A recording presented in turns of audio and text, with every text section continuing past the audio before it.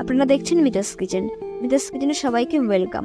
আজ আমি আপনাদের ফুলকপির এমন একটি রেসিপি দেখাবো যা বানাতে ভীষণই সহজ, আর যে কেউ যখন তখন বানিয়ে নিতে পারবেন। আর এরকম একটি রেসিপি থাকলে আশা করি আর কিছুই লাগবে না। তো স্কিপ না করে পুরো ভিডিওটি দেখতে থাকুন। রেসিপিটি বানানোর জন্য আমি এখানে ফুলকপি কেটেও ধুয়ে নিয়েছি। একটি পাত্রে গরম জল করে নিয়েছি, তাতে দিয়ে দিচ্ছি নুন। এবার এই কেটেও ধুয়ে রাখা ফুলকপিগুলো এর ভিতরে দিয়ে দেবো। গরম জলে যদি নুন দেওয়া হয় যায় ফুলকপিতে যদি কোনো পোকা থেকে থাকে তবে কিন্তু সেটি বেরিয়ে যায়। ঢাকা দিয়ে আমি 4 মিনিটের মতো ভাপিয়ে নেব। আর একটি পেস্ট তৈরি করার জন্য আমি এখানে কাজু বাদাম, পোস্ত ও চারমগজ নিয়েছি, খুব ভালো করে পেস্ট করে নেব। আর একটি পাত্রে 4 চা চামচ দই দিয়ে দিলাম হলুদ গুঁড়ো, কাশ্মীরি লঙ্কার গুঁড়ো, ধনে গুঁড়ো, জিরে গুঁড়ো, আর দিচ্ছি নুন আর সামান্য পরিমাণে চিনি। আর দিয়ে দেবো 4টি কাঁচা লঙ্কা ও 1 টুকরো আদা পেস্ট। আর যে মশলাটা পেস্ট করে রেখেছি কাজু, পোস্ত, চারমগজ, সেটি দিয়ে দিলাম। দইয়ের সঙ্গে মশলাগুলি খুব ভালো করে মিশিয়ে নিয়েছি। ভাপিয়ে রাখা ফুলকপিগুলো এতে দিয়ে দেবো। সব ফুলকপি আমার দেওয়া হয়ে গেছে।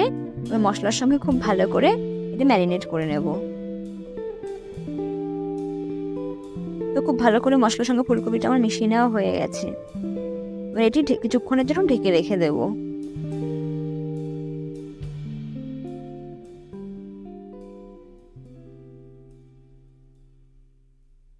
দিয়ে একটি পাত্রে আমি তেল দিয়ে দিয়েছি। তেল গরম হয়ে গেলে এতে ফোড়নের জন্য দিয়ে দিচ্ছি জিরে, আর দিয়ে দিচ্ছি একটু তেজপাতা, আর দেবো গোটা গরম মশলা। গোটা গরম মশলাতে আমি এখানে এলাচ, দারচিনি ও লবঙ্গ দিয়ে দিয়েছি। এবার ম্যারিনেশন করে রাখা ফুলকপিগুলো এতে দিয়ে দেব। আর এটি 5 থেকে 6 মিনিটের মতন খুব ভালো করে কষিয়ে নেব।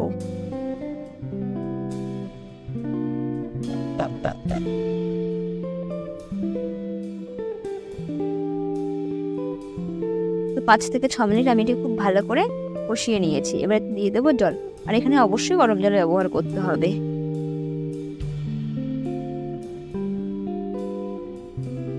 আর এই সময় অবশ্যই নুনটা টেস্ট করে নেবেন, যদি প্রয়োজন হয় তো নুন দিয়ে দিতে হবে।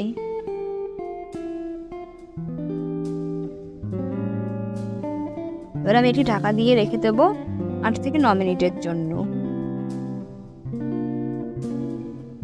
8 থেকে 9 মিনিট পরে আমি ঢাকাটা খুলে নিচ্ছি। আর এই সময় ফুলকপিগুলো কিন্তু খুব ভালো মতন সেদ্ধ হয়ে গেছে। আপনারা কিন্তু অবশ্যই এই রেসিপিটি একবার বাড়িতে ট্রাই করতে পারেন। এই রেসিপিটি কিন্তু অসাধারণ টেস্ট। আর এখন এতে দিয়ে দিচ্ছি গরম মশলা। তো গরম মশলাটাও খুব ভালো করে এর সঙ্গে মিশিয়ে নেব।